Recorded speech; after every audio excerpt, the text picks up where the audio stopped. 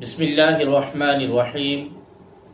ان فی خلق السماوات والارض واختلاف اللیل والنہار والفلک التي تجری فی البحر بما ينفع الناس وما انزل اللہ من السماء من ماء فأحیا به الارض بعد موتها وبث فيها من كل دابة وتصريف الرياح والسحاب المسخر بين السماء والأرض لآيات لقوم يعقلون۔ بے شک آسمانوں اور زمین کی پیدائش اور رات اور دن کی تبدیلی میں اور کشتی میں جو دریا میں لوگوں کو فائدے لے کر چلتی ہے اور اس پانی میں جو اللہ نے آسمان سے اتارا پھر اس کے ساتھ مردہ زمین کو زندگی بخشی اور زمین میں ہر قسم کے جانور پھیلائے اور ہواؤں کی گردش اور وہ بادل جو آسمان اور زمین کے درمیان حکم کے پابند ہیں، ان سب میں یقیناً عقل مندوں کے لیے نشانیاں ہیں۔ ان فی خلق السماوات والارض، بے شک آسمانوں اور زمین کی پیدائش میں نشانیاں ہیں۔ کعبہ معظمہ کے گرد مشرکین کے 360 بت تھے جنہیں وہ معبود مانتے تھے۔ انہیں یہ سن کر بڑی حیرت ہوئی کہ معبود صرف ایک ہی ہے، اس کے سوا کوئی معبود نہیں۔ اس لیے انہوں نے حضور سید عالم صلی اللہ علیہ وآلہ وسلم سے ایسی آیت طلب کی جس سے اللہ تبارک و تعالی کی وحدانیت ثابت ہو۔ اس پر یہ آیت کریمہ نازل ہوئی اور انہیں یہ بتایا گیا کہ آسمان اور زمین کی تخلیق، آسمان کی بلندی، اس میں چمکتے ہوئے ستارے، اس کا بغیر ستونوں کے قائم ہونا، سورج، چاند، ستاروں کے ذریعے اس کی زینت، سب اللہ تبارک و تعالی کی قدرت کی نشانیاں ہیں۔ یوں ہی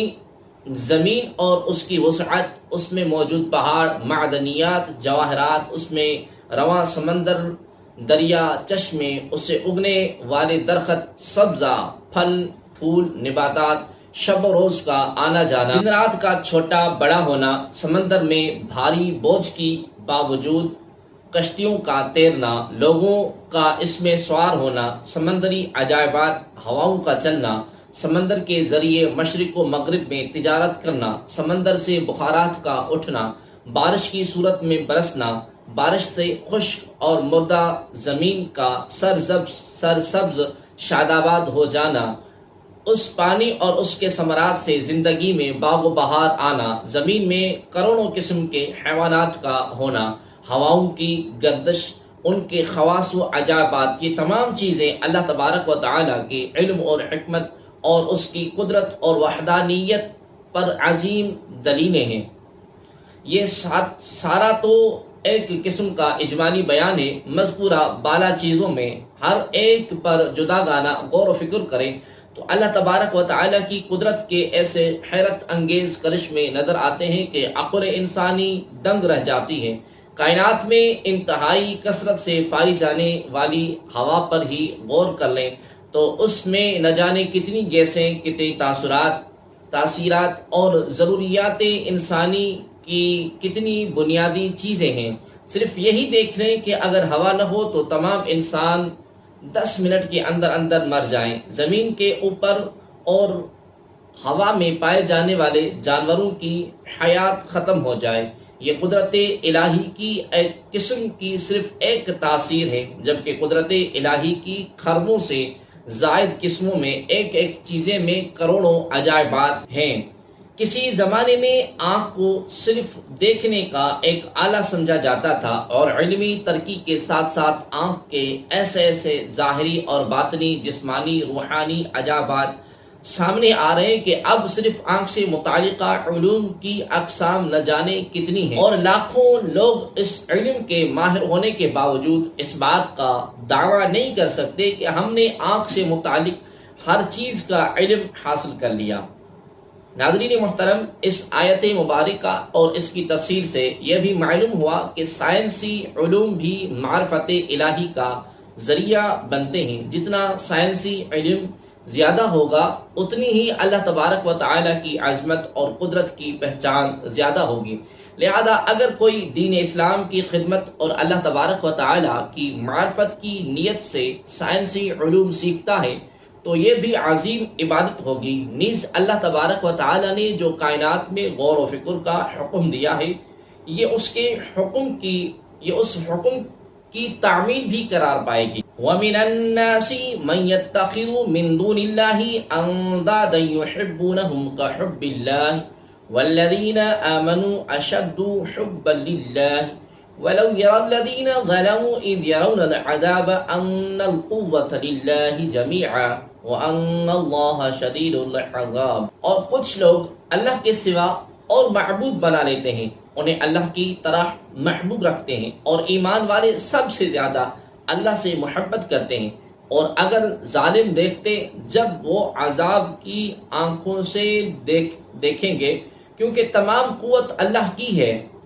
اور اللہ سخت عذاب دینے والا ہے۔ وَمِنَ النَّاسِ مَن يَتَّخِذُ مِن دُونِ اللَّهِ أَندَادًا، اور کچھ لوگ اللہ کے سوا اور معبود بنا لیتے ہیں۔ مشرکین اپنے باطل معبودوں سے اسی طرح محبت کرتے ہیں جیسے اللہ تبارک و تعالی سے محبت ہونی چاہیے۔ بتوں کی عبادت کرتے، ان کے لیے اللہ تبارک و تعالی کی صفات ثابت کرتے، ان کے نام پر جانور ذبح کرتے۔ جو معاملات صرف اللہ تبارک و تعالی کے لیے خاص ہیں وہ اپنے بتوں کے ساتھ کرتے، ان کی خاطر کٹ مرنے کو تیار رہتے۔ یہ سب باطل اور مردود تھا۔ یاد رہے کہ اللہ تبارک و تعالی کے پیاروں سے محبت اللہ تبارک و تعالی ہی کی وجہ سے ہوتی ہے، لہذا اس محبت کو جدا شمار نہیں کیا جا سکتا۔ جیسے ہمیں حضور نبی علیہ الصلوۃ والسلام سے محبت ہے تو یہ اللہ تبارک و تعالی ہی کی محبت ہے۔ والذین آمنوا اشد حبا للہ، اور ایمان والے سب سے زیادہ اللہ سے محبت کرتے ہیں۔ اللہ تبارک و تعالی کے مقبول بندے تمام مخلوقات سے بڑھ کر اللہ تبارک و تعالی سے محبت کرتے ہیں۔ محبت الہی میں جینا اور محبت الہی میں مرنا ان کی حقیقی زندگی ہوتا ہے۔ اپنی خوشی پر اپنے رب کی رضا کو ترجیح دینا، نرم و گداز بستروں کو چھوڑ کر بارگاہ نیاز میں سر بسجود ہونا، یاد الہی میں رونا، رضائے الہی کے حصول کے لیے تڑپنا، سردیوں کی طویل راتوں میں قیام اور گرمیوں کے لمبے دنوں میں روزے، اللہ تبارک و تعالی کے لیے محبت کرنا، اس کی خاطر دشمنی رکھنا، اس کی خاطر کسی کو کچھ دینا اور اس کی خاطر کسی سے روک لینا، نعمت پر شکر، مصیبت میں صبر، ہر حال میں خدا پر توکل، اپنے ہر معاملے کو اللہ تبارک و تعالی کی سپرد کر دینا، احکام الہی پر عمل کے لیے ہمہ وقت تیار رہنا، دل کو غیر کی محبت سے پاک رکھنا، اللہ تبارک و تعالی کے محبوبوں سے محبت اور اللہ تبارک و تعالی کے دشمنوں سے نفرت کرنا، اللہ تبارک و تعالی کے پیاروں کا نیاز مند رہنا، اللہ تبارک و تعالی کے سب سے پیارے رسول و محبوب صلی اللہ تعالی علیہ وآلہ وسلم کو دل اور جان سے محبوب رکھنا، اللہ تبارک و تعالی کے کلام کی تلاوت، اللہ تبارک و تعالی کے مقرب بندوں کو اپنے دل کے قریب رکھنا، ان سے محبت رکھنا، محبت الہی میں اضافے کے لیے ان کی صحبت اختیار کرنا، اللہ تبارک و تعالی کی تعظیم سمجھتے ہوئے ان کی تعظیم کرنا، یہ تمام امور ان کے علاوہ سینکڑوں کام ایسے ہیں جو محبت الہی کی دلیل بھی ہیں اور اس کے تقاضے بھی ہیں۔ وَلَوْ يَرَى الَّذِينَ ظَلَمُوا، اور اگر ظالم دیکھتے، آیت کے اس حصے میں کافروں سے متعلق کہا جا رہا ہے کہ قیامت کے دن کے عذاب کا منظر اگر دیکھ لیں تو انہیں معلوم ہوگا کہ وہ کتنا خوفناک منظر ہے۔ اِذْ تَبَرَّأَ الَّذِينَ اتُّبِعُوا مِنَ الَّذِينَ اتَّبَعُوا وَرَأَوُا الْعَذَابَ وَتَقَطَّعَتْ بِهُمُ الْأَسْبَابُ، جب پیشوا اپنے پیروی کرنے والے سے بیزار ہوں گے اور عذاب دیکھیں گے اور سب رشتے ناطے کٹ جائیں گے۔ اِذْ تَبَرَّأَ الَّذِينَ اتُّبِعُوا، جب پیشوا بیزار ہوں گے، یہاں قیامت کے دن کی منظر کشی ہے جب مشرکین اور ان کے پیشوا جنہوں نے انہیں کفر کی ترغیب دی تھی ایک جگہ جمع ہوں گے اور عذاب نازل ہوتا دیکھیں گے تو ایک دوسرے سے بیزاری اور نفرت کا اظہار کریں گے۔ پیروکار تو کہیں گے اے اللہ ہم نے اپنے ان سرداروں کی پیروی کی اور انہوں نے ہمیں گمراہ کر دیا تو انہیں دگنا عذاب دیں اور ان پر بڑی لعنت کر، جبکہ پیشوا اپنے پیروکاروں سے نفرت اور بیزاری کا اظہار کریں گے۔ یہ مضمون قرآن پاک میں متعدد جگہوں پر بیان کیا گیا ہے، مثلا سورہ احزاب آیت نمبر 66 تا 68 اور سورہ سبا آیت نمبر 31 تا 33 وغیرہ۔ وَتَقَطَّعَتْ بِهِمُ الْأَسْبَابُ، اور سب رشتے ناطے کٹ جائیں گے، یعنی قیامت کے دن